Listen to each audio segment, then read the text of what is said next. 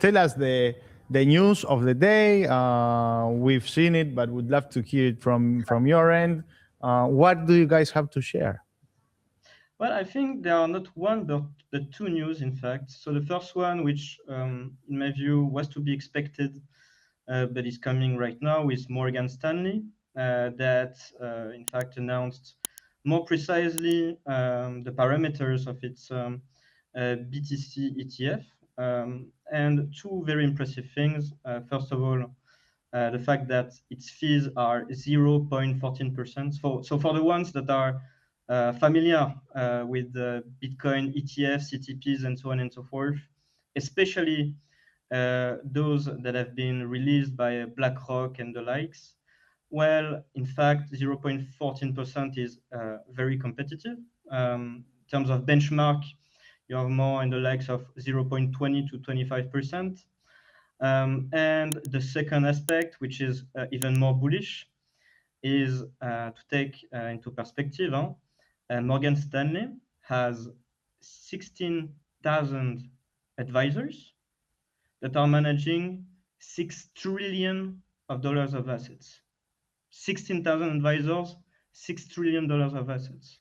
Just to give you a perspective, in fact, if you allocate just 1% to BTC, it's 60 billions. And so you can see the massive potential here, and obviously the massive potential having an army of obviously of advisors that are going, in fact, to be allocating some of the capital to BTC. In fact, 1% is very conservative because the benchmark for allocators is 3 to 5% nowadays, but still 1% is 60 billion. So, and one, in fact, peculiar fact about this ETF, because Borja, we were discussing about the demand from institutions and how was driven the demand, if it was more from institutions or from retail. Well, in fact, one sentence that was quite overlooked in some of the statements made by Morgan Stanley is the fact that they do not endorse nor promote Bitcoin, but they offer this ETF due to customer demand.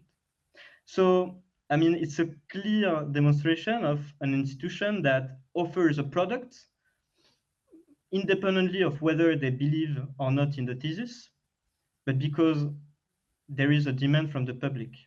And so you can see that, well, we are clearly shifting from a way, in fact, that Bitcoin and Bitcoin-related denominated or backed financial products are no longer on choice for institutions.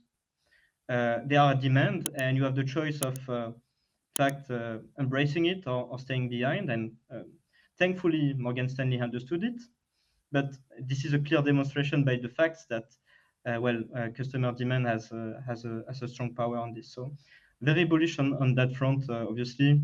To be noted also in France, some big banks making moves with BNP Paribas also announcing its BTC ETF access, ETP access. So on and on. I expect those kind of announcements to be more regular and more massive in the future, but that is clearly very bullish for Bitcoin as a whole.